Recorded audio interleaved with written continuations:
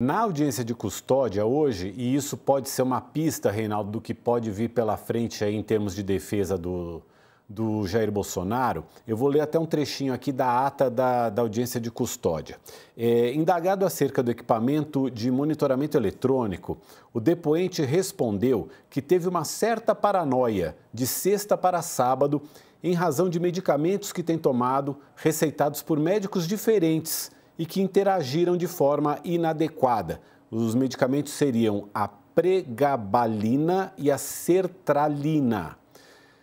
Ele também disse que tem o sono picado e não dorme direito, resolvendo então, com um ferro de soldar, mexer na tornozeleira, pois tem curso de operação desse tipo de equipamento, ou seja, sabe mexer com o ferro de soldar. Afirmou o depoente que por volta da meia-noite mexeu na tornozeleira, depois caindo na razão e cessando o uso da solda, ocasião em que comunicou os agentes de sua custódia. O depoente afirmou que estava acompanhado de sua filha, de seu irmão mais velho e um assessor na sua casa e nenhum deles viu a ação do depoente com a tornozeleira. Afirmou que começou a mexer com a tornozeleira tarde da noite e parou por volta de meia-noite. Informou que as demais pessoas que estavam na casa dormiam e que ninguém percebeu qualquer movimentação. O depoente afirmou que estava com alucinação de que tinha alguma escuta na tornozeleira, tentando então abrir a tampa. O depoente afirmou que não se lembra de surto dessa natureza em outra ocasião e afirmou que passou a tomar um dos remédios cerca de 4 dias antes dos fatos que levaram à sua prisão. Essa justificativa de Jair Bolsonaro para isso que você está vendo aí na sua tela, essa tentativa de violação da tornozeleira eletrônica. É bom a gente lembrar também, Reinaldo, que essa é uma segunda versão. Porque quando a agente penal vai à casa de Jair Bolsonaro e grava esse vídeo que a gente estava vendo ali, ele diz a ela o seguinte, que ele começou a mexer na tornozeleira no fim da tarde e que foi por curiosidade. Assim, foi curiosidade. É uma segunda versão já. A pergunta é, isso pode, Reinaldo, ser usado pela defesa? Algum juiz leva esse tipo de fato, uma interação medicamentosa, em consideração? Olha, isso é um clássico das argumentações da defesa. Apenas que, olha, eu nem sabia desses dois remédios, e agora eu não vou posar de especialista aqui, mas eu conheço os dois. Um deles eu já tomei, que foi a pregabalina, uma vez em razão de uma questão neurológica, enfim. É um remédio muito usado, inclusive, para quem tem dor fantasma, pessoas que têm amputação, usam pregabalina. E a sertralina é um antidepressivo bom, seguro, especialmente usado por idosos. Minha mãe usa sertralina. É um remédio absolutamente seguro e justamente é usado para idosos porque é um antidepressivo não é para ficar tomando em casa e também não pode porque é receita retida. É um remédio seguríssimo, sertralina. Pregabalina, esse tipo de coisa aí, né? A pregabalina até colabora com o sono. Ela não tira sono nem dá alucinação.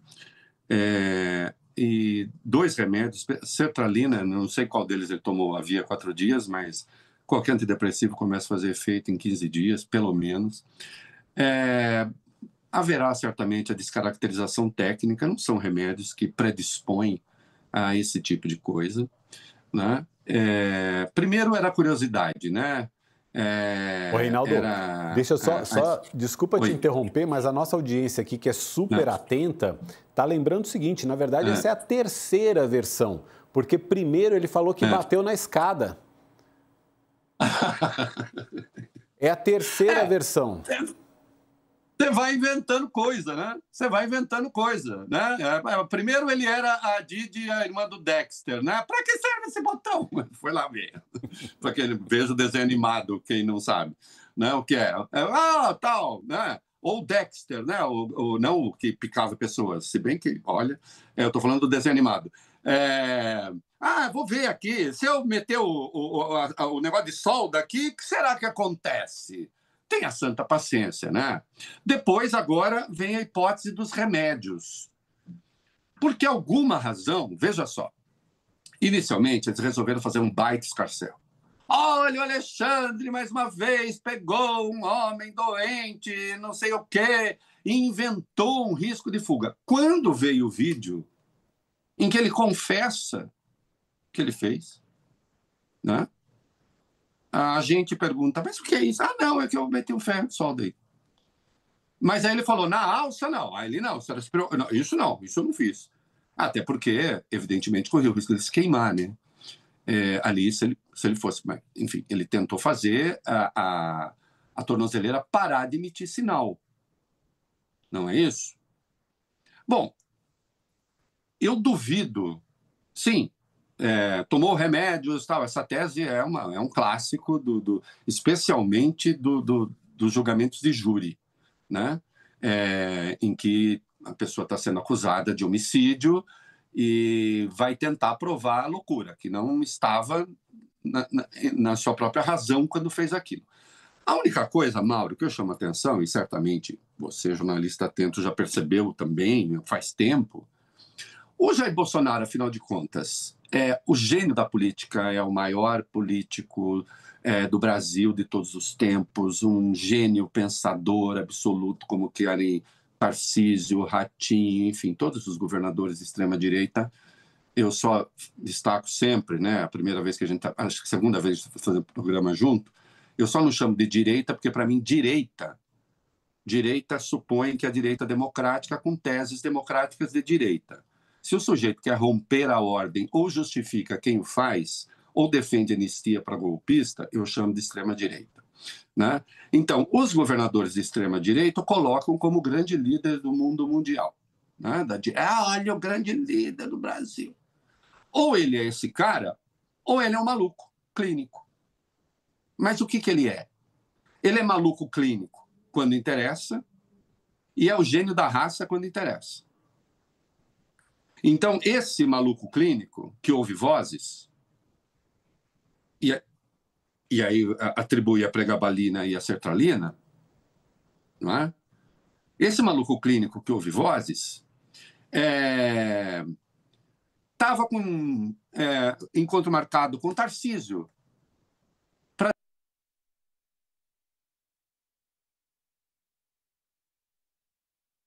A gente teve um probleminha com o áudio do Reinaldo.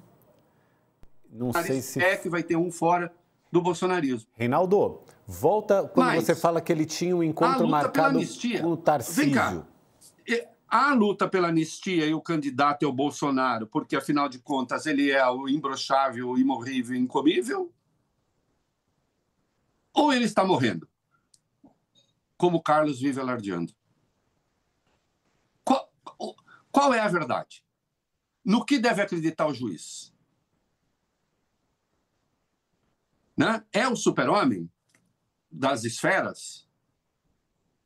Ou é aquele que está morrendo todo dia? E deixa eu te dizer uma coisa, hein? Eu não desconfio de que o Bolsonaro esteja muito mal. Não, eu não... não recebeu facada, isso tudo é uma besteira. Recebeu. Não, eu não desconfio de que a saúde dele é bastante precária. Sem dúvida. Agora, quem vive alardeando o seu... E vivia alardeando o seu estado de saúde atlético, mesmo depois de tudo aquilo que sofreu, ele. Como que é? Se eu pegar a Covid, eu sou atleta, vou pegar só uma gripezinha. Não é? Então, ou se escolhe um caminho, ou se escolhe outro. Então, você me pergunta, o juiz deve levar em conta as alucinações? Deve. Agora, elas são coerentes com o conjunto da obra, com o discurso que eles fazem? Aí que tá, não, né? Não. E aí, não adianta, as pessoas ficam zangadas quando eu faço esse paralelo, vou fazer de novo. O Lula, mais velho do que ele, é condenado, tinha sido paciente de câncer, estava no período ainda da chamada remissão, que poderia voltar, não voltar e não sei o quê. Lhe foi oferecida a tornozeleira, todo mundo sabe, que até foi a frase famosa dele, eu não sou pombo, vou para a cadeia sem tornozeleira, não vou ficar em casa com tornozeleira, vou para a cadeia, me mete na cadeia. Fica lá 580 dias, não foi maltratado, porque também ficou em condições boas, como ficará Jair Bolsonaro? O quarto em que ele vai ficar é melhor do que muitas redes de hotel, não vou falar nome, mas uma vez eu tive de ficar, certamente ele vai ficar melhor lá do que eu fiquei, nesses quartos baratos, né? Que nem tem café da manhã, você precisa comprar, que é uma porcaria também. O da Polícia Federal vai ser bom. Ele não vai ser maltratado. Na decisão, Alexandre de Moraes garantiu assistência médica permanente para ele. Não é? Agora, ele fez escolhas, as pessoas fazem escolhas. A defesa dele fez escolhas. A defesa dele, em nenhum momento, a defesa dele tentou uma escolha, Mauro, de redução de danos. No finzinho, chegou a dizer que desistiu do golpe. No finzinho.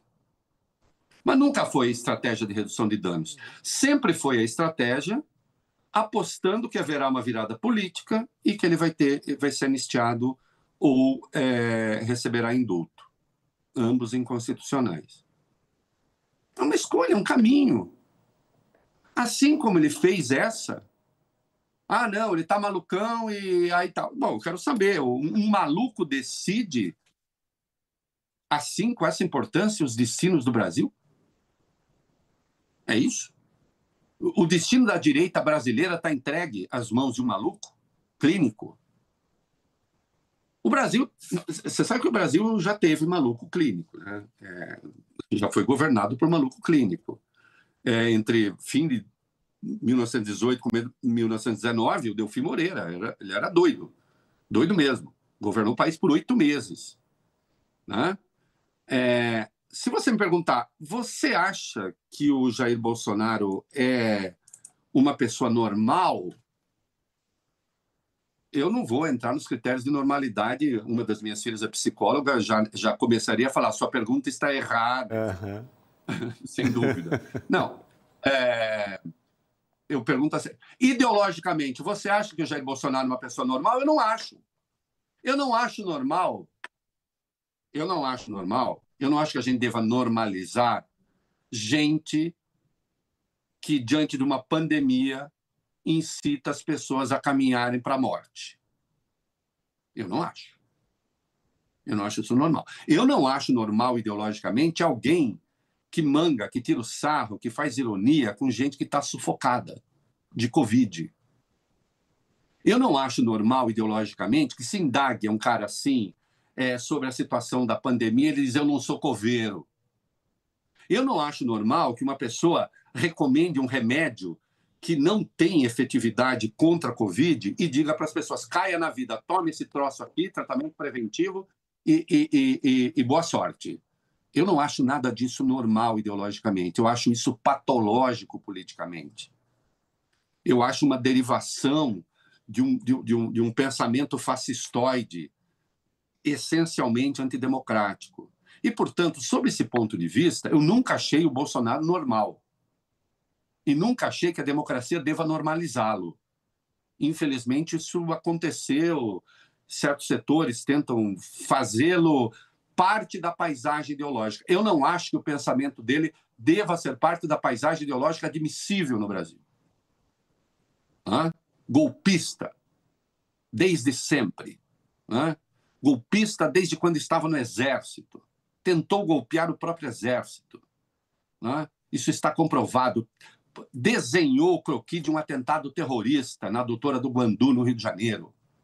Planejou explodir bombas em equipamentos militares, em áreas militares. Foi chutado do Exército. Então, eu acho ele normal? Não. O Brasil adoeceu em muitos aspectos e o elegeu presidente? Sim. E, felizmente, o Brasil é um país em que a ascensão da extrema-direita pelo caminho da democracia, porque é eleição, dele foi democrática. Tentou destruir a democracia depois e a democracia se encarrega de lhe dar uma resposta. Não é? E resignado desde sempre, tentou o golpe de Estado, e não é de agora, tentou ao longo dos 4 anos, não é? Fez uma reunião no dia 5 de julho de 2022 para não realizar a eleição. Isso é normal? Só que eu não acho que seja uma condição clínica. Isso não é uma condição clínica. Os fascistas não são loucos. Os fascistas são fascistas, não loucos. Não existe remédio químico para fascista. A única coisa, o único remédio para há 2 remédios para fascistas: aprendizado e cadeia. Ele não aprende, então é cadeia. E não cadeia só porque ele é um fascista teórico, é porque ele tentou dar golpe de Estado. Ele cometeu crime. Ele incidiu nos artigos 359L, M e etc., como nós sabemos. Né? A Lei 12.850 das organizações criminosas, os 2 crimes contra o patrimônio. É por isso que ele está condenado a mais de 27 anos de cadeia. Não é só porque ele tem amor por teses fascistas. Né? O problema dele não é pregabalina, o problema dele não é sertralina. O problema dele é a quantidade de bobagens e de absurdos que ele tem na cabeça, ele e seus seguidores. Reinaldo, você tocou no ponto de questão de saúde mental e no ponto de questão de saúde física. Acabou de sair aqui no UOL uma matéria da Fabiola Pérez e da Vitória Bechara, falando o seguinte, que a defesa, em manifestação enviada ao Supremo Tribunal Federal, a defesa de Jair Bolsonaro citou um quadro de confusão mental, diz que ele não tentou retirar a tornozeleira eletrônica e pediu que Alexandre de Moraes reconsidere o pedido de prisão domiciliar humanitária, aquele pedido que já tinha sido feito na semana passada e que o Alexandre de Moraes viu prejudicado por conta da prisão preventiva. E aí, Reinaldo, queria a tua análise no seguinte sentido. A questão da saúde física de Jair Bolsonaro, em algum momento vai vir à tona, porque é aquilo que você falou. De fato, a saúde física dele, por conta de 6 cirurgias que ele já fez, a facada, etc., etc., é um ponto a ser considerado. Agora, questão de saúde mental, para preso comum, tem hospital psiquiátrico judicial. Não precisa de prisão domiciliar. São 2 pontos diferentes. Um para considerar prisão domiciliar humanitária e o outro para considerar saúde mental. Para onde, obviamente, ele não vai. Né? Exato, claro que a defesa vai falar que vai falar que foi um delírio transitório. Uhum. Né? E aí, sei lá, que remédio, então, vai tirar a pregabalina. Eu até estou curioso para saber por que ele estava tomando pregabalina. A sertralina faz sentido, né? Talvez seja o caso de levar a dose. Claro, veja, a defesa vai falar o quê? Né? O Alexandre, eu já tinha me manifestado antes e volto a falar agora. Em circunstâncias normais, sem essa patetada toda de Flávio e essa patuscada que tentaram fazer, eu já disse que eu não me oponho a que ele tenha prisão domiciliar. Se ficar evidente que não há um instituto prisional, um local em que ele possa ficar, que possa atender às suas necessidades de saúde, que fique na domiciliar. Agora, eu espero que o Vilardi e o Cunha Bueno, na verdade, espero mais do Vilardi do que do Cunha Bueno, e vou dizer por quê. Porque o Cunha Bueno, ele é um ideólogo. Ele fala o tempo todo como um ideólogo. Ele não fala, ele é o lado ideológico da defesa, ele não é o lado técnico da defesa. Quem tem tentado o lado técnico da defesa é o Vilardi. E aqui eu faço uma ironia, love para ele, mas espero que esteja sendo muito bem pago para aguentar esse troço todo. E não estou fazendo ironia, não. O advogado tem que defender. É o papel dele, está tudo certo. Né? Agora,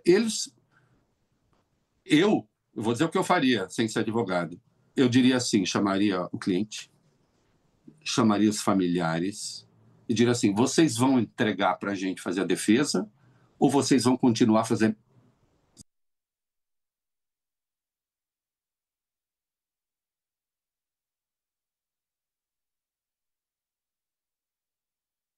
Está com um probleminha na conexão do Reinaldo, vamos ver se volta. Que terá melhores condições em casa. E, portanto, nós vamos parar e vocês vão parar também de, ao mesmo tempo, construir a imagem do super-homem.